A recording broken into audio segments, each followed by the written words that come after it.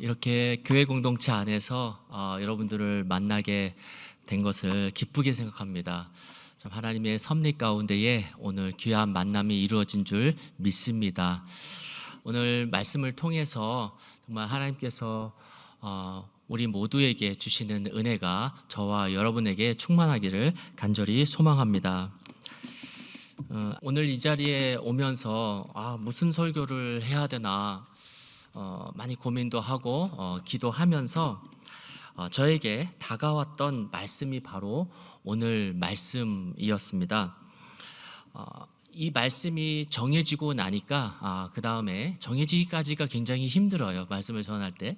근데 이 말씀이 정해지고 나니까 이제 계속 묵상을 해야 되겠죠. 이 공동체를 위해서 기도하면서 또 하나님께서 이 공동체에 무슨 말씀을 하시려고 이 말씀을 주셨는지 계속 묵상하다가 평소에 또 기존에 묵상했던 그러한 것과 조금 다른 그 마음의 터치가 있었는데 그것을 어떤 키워드로 하면은 두려움이라는 그러한 그 주제, 두려움이라는 키워드, 이것이 제 마음 가운데 다가왔습니다.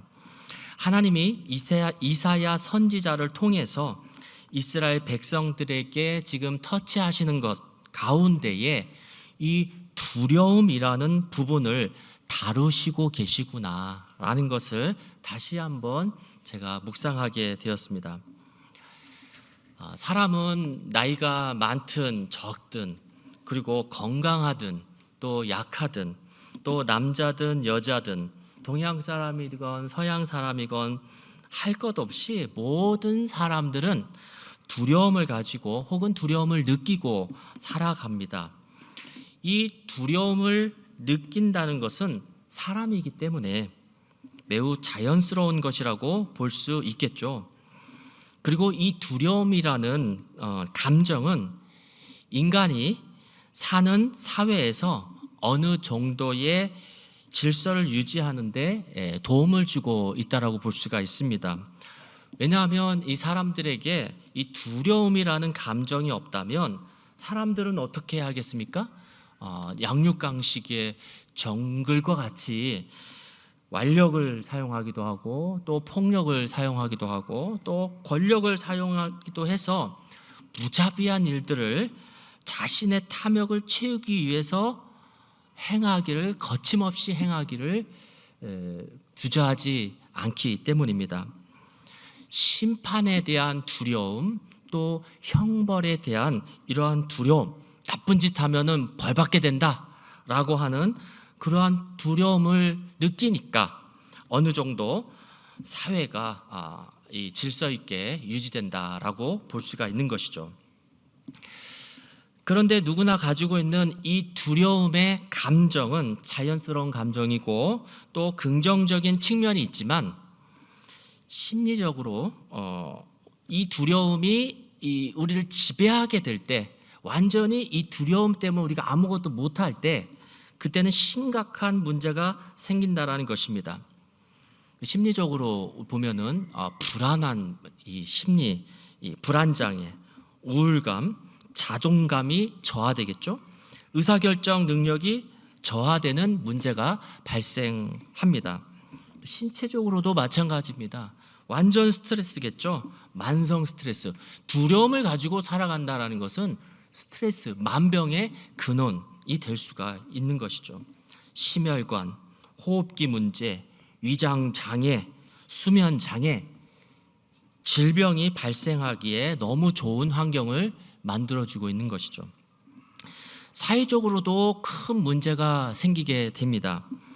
대인관계를 회피하게 됩니다. 그리고 스스로를 고립시킵니다. 혼자 고립돼서 생활하다 보면은 한 달간 방에서 안 나오고 1년간 방에서 안 나오고 그러다 보면은 자기 혼자 생각으로 어떻게 됩니까? 일반 사람들하고 다르게 생각을 하게 되고 정신 착란으로 이어질 수 있는 점입니다. 이렇게 심리적이고 또 신체적이고 또 사회적으로 문제가 될 뿐만 아니라 더 무서운 것은 영적으로도 문제가 생깁니다. 우리가 하나님을 두려움의 대상으로만 여긴다면 중세시대 때에 영적 암흑길을 우리는 또다시 걸을 수밖에 없는 그러한 우리의 신앙생활이라고 2000년 교회 역사는 우리에게 알려주고 있는 것이죠. 하나님은 두려움의 대상이 아니라 위대함 그 자체인 것으로 믿으시기를 바랍니다. 위대한 하나님 앞에서 인간은 어떤 감정이어야 할까요? 마음이라고 표현하기보다는 경외하는 마음이라고 표현하고 싶습니다. 경외하는 마음은 감탄을 넘어서서 존재의 그 위대함 앞에 나 자신이 겸손하게 낮아지고 겸손한 마음의 상태가 되는 것이라고 볼 수 있습니다. 경외하는 마음이 아니라 단순한 그러한 두려움에만 사로잡히게 되면은 하나님과의 관계에 있어서도 하나님이 우리에게 주시는 그 은혜의 풍성함을 경험하지 못하고 신앙을 하나님과의 계약적인 관계, 하나님과의 율법적인 관계로 빠져 들어가서 헤어나오지 못하게 되는 것이죠. 중세 시대의 신앙처럼 말입니다. 그래서 종교개혁을 통해 우리 하나님께서는 우리 인류의 신앙을 다시 깨우신 것이라 믿습니다. 성경은 우리에게 말씀해 주십니다. 그 무엇보다도 너는 네 마음을 지키라. 이 마음이 바로 생명의 근원이기 때문이다. 잠언 4장 23절에서 말씀해 주십니다. 우리 마음이 하나님의 그 위대하심으로 지배되어야지 두려운 감정만으로 지배되어서는 안 된다는 것을 이 말씀에서 깨닫게 됩니다. 다시 말하면은 나쁜 영향을 미치는 두려운 감정이 내 마음을 지배하지 못하도록 마음을 지키라 말씀하고 있는 것이죠. 이 말씀을 좀 더 실천적으로 해석을 하면은 우리 마음의 두려움을 몰아낼 수 있습니다. 몰아내고 하나님이 창조하신 마음 그대로 있게 해라. 하나님의 사랑으로 가득하게 하라 라는 말씀이라고 볼 수 있습니다. 그런데 사람들의 모습은 어떻습니까? 나쁜 영향을 미치는 두려움에 대해서 이 사람들은 저마다 각자의 방법으로 대처하고 있다는 것을 보게 됩니다. 어떤 사람은 도피하려고 합니다. 공간적으로 멀리 떠나면 해결될 것이라고 생각합니다. 구약 선지자 요나, 여러분 잘 아시죠? 요나가 그렇지 않습니까? 멀리 떠났습니다. 하나님의 명령이 떨어졌는데 내가 니느웨에 가서 말씀을 전하면 그 사람들이 나를 죽일 거야. 그 두려움에 휩싸여서 하나님의 명령을 어기고 멀리 떠났습니다. 오늘날 스페인으로 가는 배를 타게 된 것입니다. 그러나 그 두려움이 사라집니까? 사라질 수가 없습니다. 여전히 그 마음 가운데는 두려움이 떠나가지 않았습니다. 그래서 이 요나 선지자는 어떻게 했습니까? 배 밑에 들어가서 잊어버리려고 잤습니다. 잊어버리려고 잤습니다. 잃어버리면 해결될 줄 알고 살아가는 것입니다. 우리 사람도 마찬가지입니다. 우리 현대인들도 마찬가지입니다. 지옥에 대한 그 모습, 그리고 심판에 대한 그러한 성경의 말씀, 의도적으로 망각하면서 살아가는 모습과 같다라고 볼 수가 있습니다. 반면 두려움을 수용한 채 살아가는 유형이 있습니다. 두려움을 있는 그대로 받아들이고 인정은 하지만은 이것을 없애려고 몰아내려고 노력하기보다는 해결하기보다는 그냥 체념하고 맙니다. 체념하면서 살아가는 것입니다. 어쩔 수 없어 이 상황은 받아들여야 돼. 체념하는 것입니다. 이들은 하나님이 주시는 생명력이 넘치는 엄청난 은혜와 복이 있다라는 사실을 그의 인생 가운데 감히 생각지도 못하는 인생을 살아가는 것입니다. 우리 인생에 풀리지 않는 문제가 있다고 그것을 체념하면 전혀 안 되겠습니다. 사랑하는 성도 여러분, 하나님 앞에서 우리 인생에 해결되지 못하는 문제는 없는 줄로 믿으시기를 바랍니다. 할렐루야. 체념하지 마시기 바랍니다. 우리의 체념보다도 더 큰 하나님의 은혜가 있다는 사실을 꼭 기억하시기를 바랍니다. 마지막으로 어떤 사람들은 적극적으로 해결해 나가려고 한다는 것이죠. 좋습니다. 두려움과 정명승부를 펼칩니다.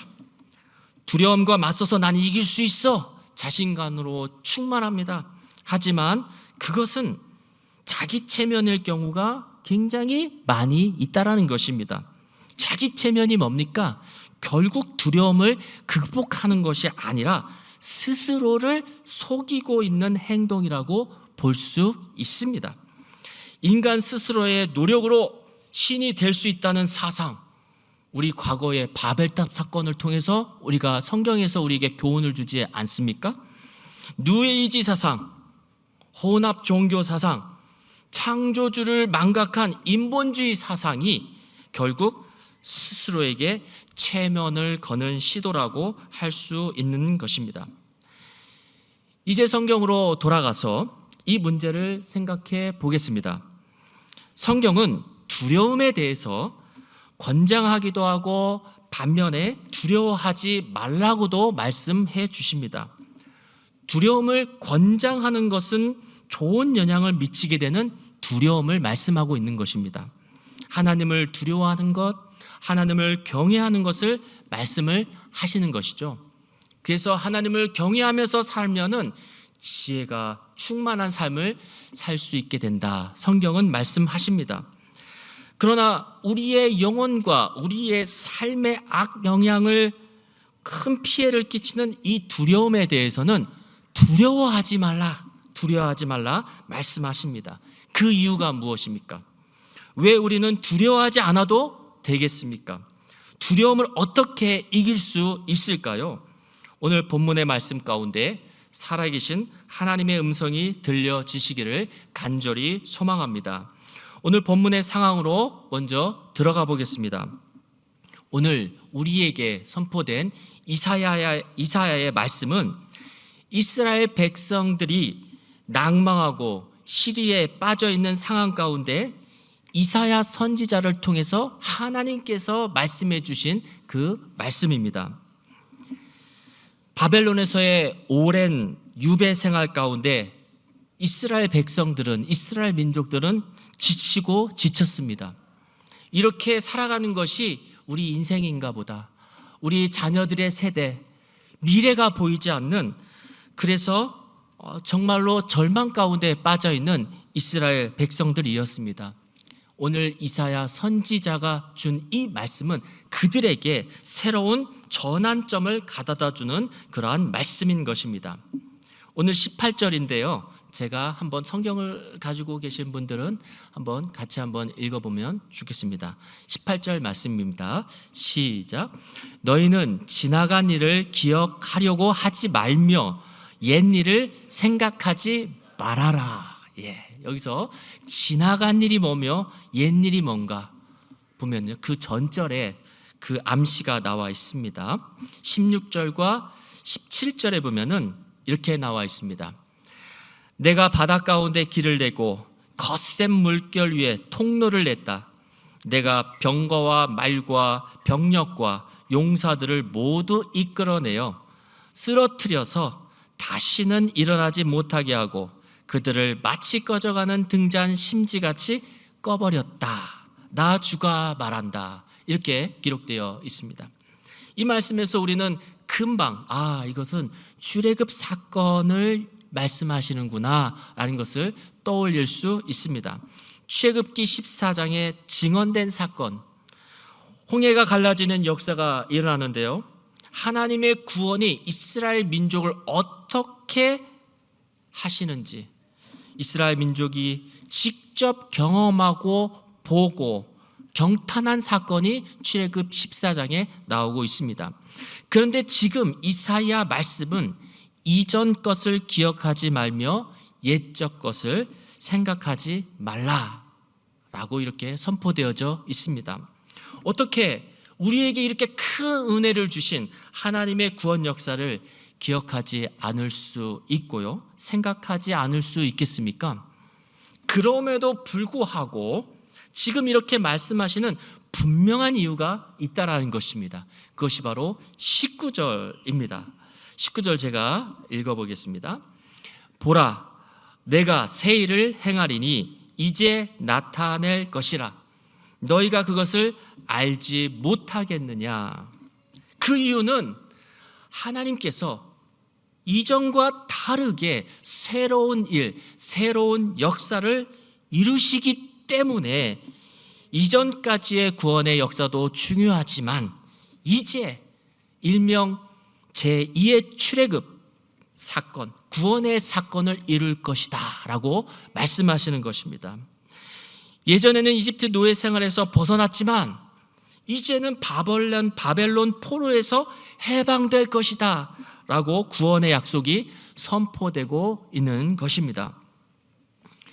여기서 우리는 이집트에서 출애굽하는 상황과 바벨론 포로에서 해방되는 그러한 상황을 비교해 볼 수가 있는데요. 이는 완전히 어떻게 보면 조금 외적으로 다른 상황임을 알게 됩니다. 이집트 노예 생활에서 이 핍박을 받아 모세의 인도를 받습니다. 그리고 결국 이집트를 빠져나올 때에 뒤쫓아오는 이집트 군사들이 있었습니다. 하나님이 이를 물리쳐 주시지 않으면은 모두가 죽게 되는 두려움을 맞닥뜨리는 그러한 상황이었다라는 것입니다. 앞에는 홍해 바다가 가로막고 있었습니다. 뒤에는 자신들을 모조리 학살하려는 이집트 군대가 점점 다가오고 있었습니다. 이 위급한 생존의 위험 속에서 하나님께서는 구원해 주시는 놀라운 사건, 그것이 바로 출애굽 사건이었습니다. 그리고 나서 900년이 지났습니다. 대략 900년이 지났습니다. 이사야 말씀의 상황은 출애굽과 같은 급한 생존의 위협을 받는 두려운 상황이 아니었습니다. 뒤에서 누가 쫓아오는 것도 아니었습니다. 두려움보다는 그들은 70년간 포로 생활로 지금 절망하고 있는 상황이라는 것을 알 수 있습니다. 사실 이스라엘 백성은 바벨론 포로에 있으면서 하나님에 대한 신앙을 지키려고 노력했습니다. 신앙 안에서 살려고 노력했습니다. 발버둥 쳤습니다. 그러나 화려한 바벨론의 문명 앞에 무너졌습니다. 또 이 바벨론의 그 권력 앞에, 강압적인 행정 앞에 무너졌습니다. 타협했습니다. 나의 가족 때문에 타협하게 되고, 먹고 사는 문제 때문에 타협하게 되고, 나의 이권 때문에 타협하게 된 이스라엘 백성들입니다. 이제는 더 이상 하나님을 볼 염치도 없는 죄책감에 빠져서 절망하고 있는 상태, 바로 이스라엘의 상태였다라는 것을 알 수 있게 됩니다. 우리가 신앙생활하면서 우리를 가장 힘들게 하는 많은 것들이 있는데 그 가운데 하나가 바로 이 절망감입니다. 자기 자신에 대한 실망감. 그래서 자기를 비하합니다.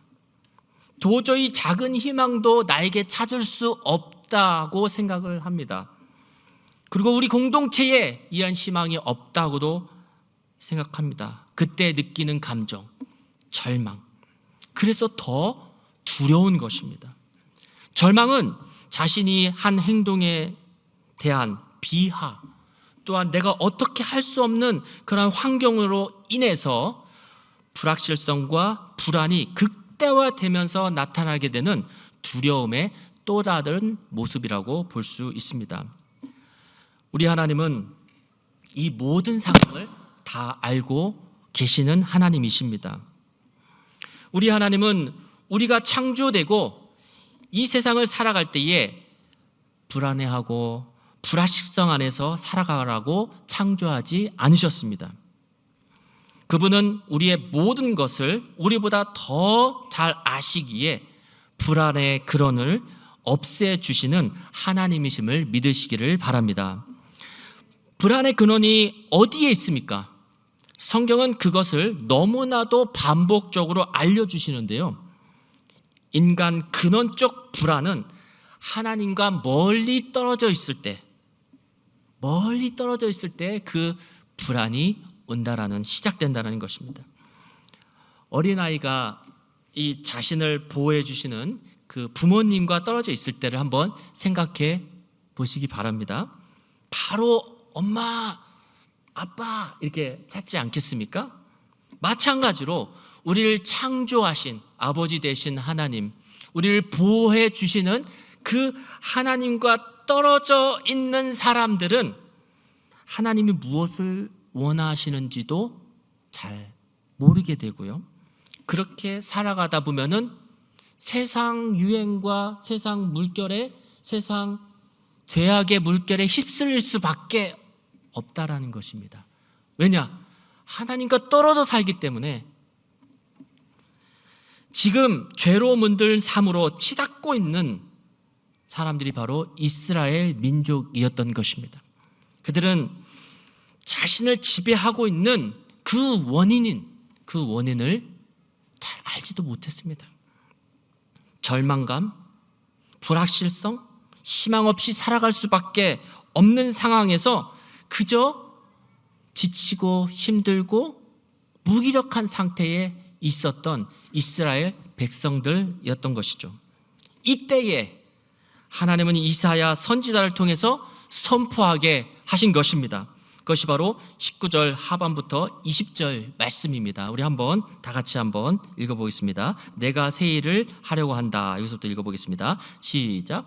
내가 새 일을, 이 일이 이미 드러나고 있는데 너희가 그것을 알지 못하겠느냐?